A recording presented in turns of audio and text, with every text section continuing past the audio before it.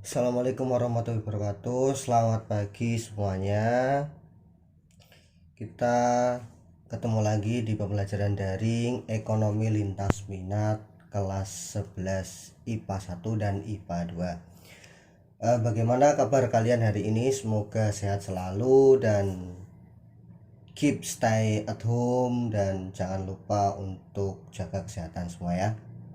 Nah, materi pagi ini kita akan membahas tentang pembangunan ekonomi, yang mana pada materi sebelumnya kita sudah belajar tentang pertumbuhan ekonomi. Nah, pembangunan ekonomi itu apa? Yaitu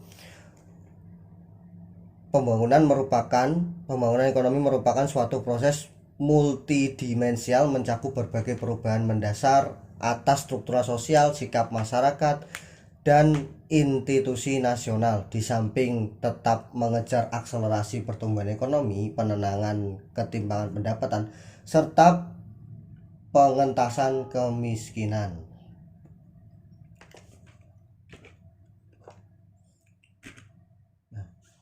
Tujuan inti dari pembangunan antara lain yaitu peningkatan ketersediaan serta perluasan distribusi berbagai macam barang kebutuhan hidup yang pokok, peningkatan standar hidup, dan perluasan pilihan-pilihan ekonomi dan sosial.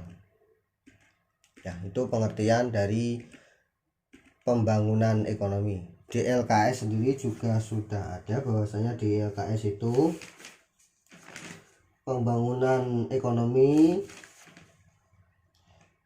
mempunyai 3 sifat penting, yaitu pembangunan ekonomi sebagai suatu proses yang mana pembangunan memiliki tahapan yang di dalamnya terjadi perubahan secara terus-menerus, yang artinya setiap negara harus menjalani tahap-tahap perkembangan untuk menuju kondisi yang adil, makmur, dan sejahtera. Pembangunan ekonomi sebagai usaha untuk menaikkan tingkat pendapatan per kapita.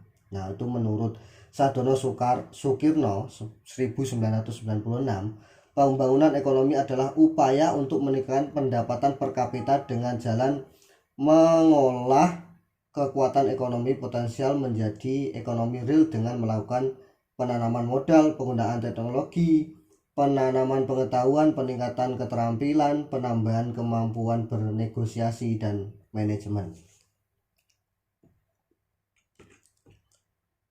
Nah, yang tahap ketiga yaitu kenaikan pendapatan per kapita ini harus terus berlangsung dalam jangka panjang. Suatu negara memiliki perekonomian yang berkembang apabila pendapatan per kapita cenderung meningkat dalam waktu yang panjang. Berarti dalam kondisi apapun negara tetap dapat menunjukkan perubahan yang signifikan atau terjadi peningkatan kegiatan ekonomi setiap tahunnya. Nah, itu yang di LKS. Dan sekarang tahap pembangunan ekonomi secara umum. Tahap ekonomi itu melalui 3 tahapan, yaitu yang pertama ada tahap pertanian atau agraris, yang mana pada tahap ini sebagian besar penduduk bekerja dalam bidang pertanian, ya, mau pertanian itu berkebun atau padi atau bertani teh dan semacamnya.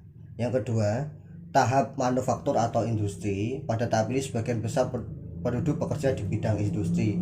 Tentu kalian sudah tahu bahwasanya di Kudus sendiri itu ada pabrik ya. Di Jepara juga ada pabrik, yang mana itu pabrik setiap orang atau banyak orang yang bekerja di pabrik itu tersendiri. Seperti di Kudus ada Jarum, Noyorono, Aroma, dan lain-lain.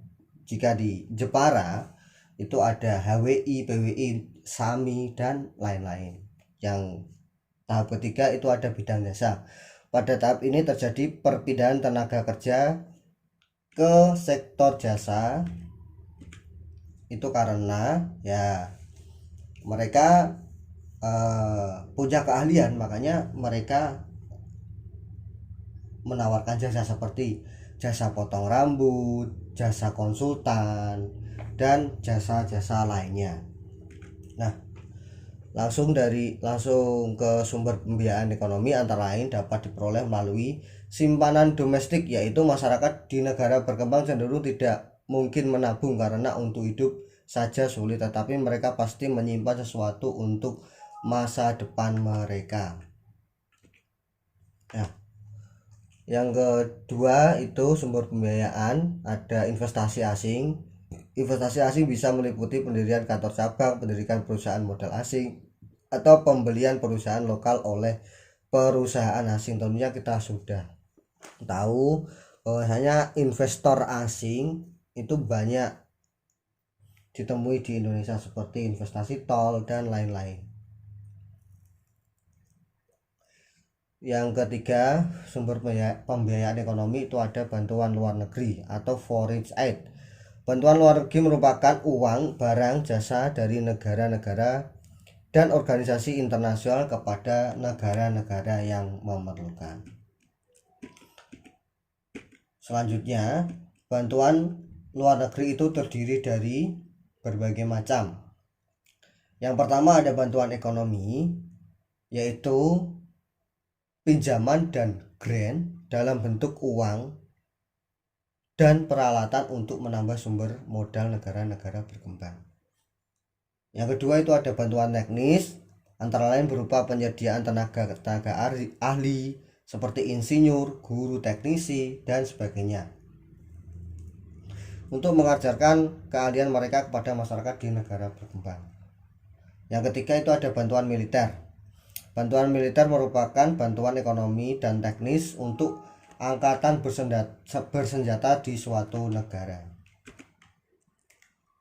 Nah, tentunya karakteristik negara berkembang, dan perlu kalian tahu, Indonesia ini sudah ditetapkan sebagai negara maju oleh PBB. Nah, tapi tentunya kita tidak bisa melihat itu. Kita itu harus melihat Indonesia itu seperti apa dulunya, atau sekarang ini lebih cocok untuk negara berkembang atau negara maju. Menurut Bapak, Indonesia sekarang lebih cocoknya untuk ke negara berkembang karena PNB per kapita yang rendah. Yang kedua, ekonominya agraris atau sebagian besar pertanian. Yang ketiga, kondisi kesehatan yang memprihatinkan ini tentunya Indonesia sudah lebih baik ya. Yang keempat, tingkat buta huruf yang masih tinggi. Nah, tentunya di Indonesia ini tingkat butanya tentang huruf itu sudah berkurang. Artinya negara Indonesia ini sudah banyak yang bisa baca dan tulis. Yang kelima, tingkat tingginya angka pertumbuhan penduduk. Nah, Indonesia ini termasuk tinggi dalam angka pertumbuhan penduduk. Yang selanjutnya ada pembangunan ekonomi di Indonesia. Secara hakikat, pembangunan nasional adalah pembangunan manusia Indonesia seutuhnya dan masyarakat Indonesia secara keseluruhan dengan Pancasila sebagai dasar, tujuan, dan pedoman pembangunan nasional. Tujuan pembangunan nasional adalah mewujudkan masyarakat adil dan makmur yang merata material dan spiritual berdasarkan Pancasila dan Undang-Undang Dasar dalam wadah NKRI yang merdeka, berdaulat, bersatu, dan berkedaulatan dalam beri kehidupan bangsa yang aman, dan lain-lain. Masyarakat atau rakyat, ya kita ini ya, merupakan pelaku utama dalam pembangunan nasional. Sementara pemerintah berkewajiban untuk membimbing, mengarahkan dan menciptakan suasana yang saling menunjang dan saling mendukung. Modal dasar. Modal dasar adalah keseluruhan sumber kekuatan nasional, baik yang efektif maupun potensial yang dimiliki dan didaya gunakan bangsa Indonesia dalam pembangunan nasional. Modal dasar meliputi kemerdekaan dan kedaulatan bangsa dan negara Republik Indonesia, jiwa dan semangat persatuan dan kesatuan bangsa, wilayah Nusantara yang luas terletak di khatulistiwa yang mampu memberikan keunggulan komparatif, kekayaan alam beraneka ragam yang terdapat di laut, darat, dan udara, penduduk yang besar jumlahnya, rohania dan mental, budaya bangsa Indonesia yang dinamis, yang berbeda-beda, yang banyak sekali budaya di Indonesia ini. Yang ke-8, potensi kekuatan inisiatif bangsa. Yang ke-9, TNI. Nah, TNI merupakan kekuatan pertahanan keamanan nasional yang paling utama ya. Faktor dominan, segala sesuatu yang harus diperhatikan dalam pelaksanaan pembangunan nasional agar dapat membangun atau pembangunan bisa berjalan lancar, yaitu yang satu yaitu kependudukan dan sosial budaya. Yang kedua, wilayah berjaringan kepulauan, kedaulatan, kelautan serta lingkungan yang dan alam tropisnya. Sumber daya alam beraneka ragam dan tidak merata penyebarannya, termasuk flora dan fauna, hewan dan tumbuhan ya. Kualitas sumber daya manusia Indonesia terhadap penguasaan ilmu pengetahuan dan teknologi. Ya, Indonesia ini sudah berkembang dalam sumber daya manusianya ini. Disiplin nasional yang merupakan kebutuhan kelekatan kepada hukum dan norma-norma yang berlaku di masyarakat. Yang keenam, manajemen nasional sebagai mekanisme penyelenggara negara dan pemerintahan. Yang ketujuh, perkembangan regional dan global serta tatanan internasional yang selalu berubah secara dinamis. Yang kedelapan, kemungkinan pengembangan. Pembangunan ekonomi sebagai proses meningkatkan PNB, produk nasional bruto, atau pendapatan per kapita penduduk suatu negara dalam jangka panjang. Pembangunan ekonomi menurut pengertian tersebut memiliki 3 unsur yang penting. Itu sebagai suatu proses tadi. Pembangunan ekonomi merupakan rangkaian kegiatan pembangunan secara terus-menerus dengan maksud mengubah keadaan perekonomian tertentu menjadi keadaan perekonomian yang diinginkan. Yang kedua, sebagai tolak ukur keberhasilan pembangunan ekonomi dilakukan untuk meningkatkan pendapatan nasional bruto atau pendapatan per kapita. Yang ketiga, kenaikan PNB atau pendapatan per kapita berlangsung dalam jangka panjang ya tadi. Nah, ini indikator atau tolak ukur keberhasilan ekonomi.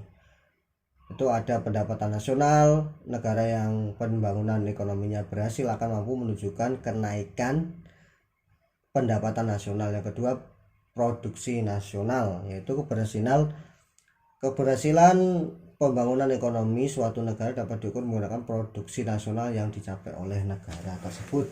Yang ketiga, ada kesempatan kerja. Yang keempat, perekonomian yang stabil.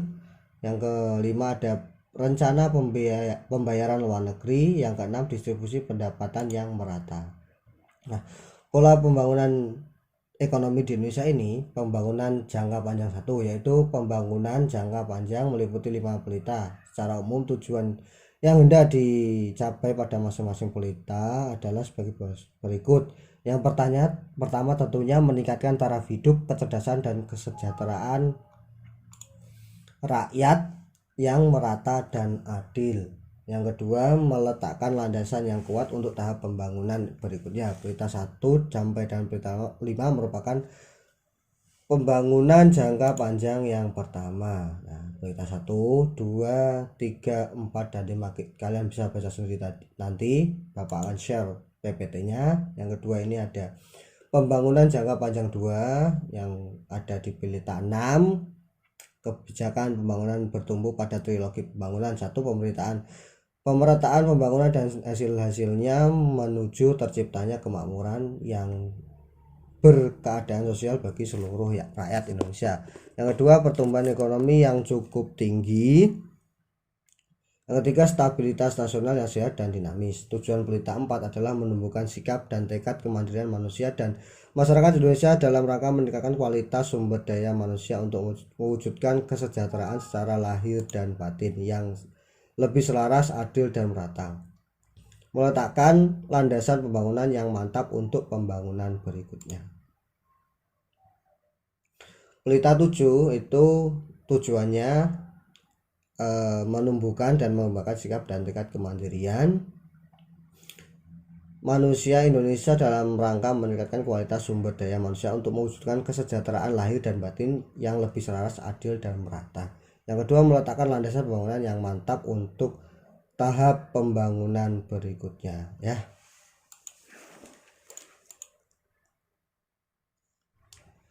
Nah, Bapak cukupkan materi pagi ini sampai di ini pelita 7 atau pembangunan jangka panjang kedua. Nanti pada pertemuan selanjutnya kita akan membahas tentang kelemahan penyelenggaraan negara pada masa Orde Baru. Ya, pesan Bapak untuk kalian ya, jangan lupa untuk selalu jaga kesehatan dan tetap semangat dalam belajar walaupun masih daring seperti ini, dan kalian keep stay at home dan kalian jangan lupa untuk selalu berdoa ya. Sekian dari Bapak. Wassalamualaikum warahmatullahi wabarakatuh.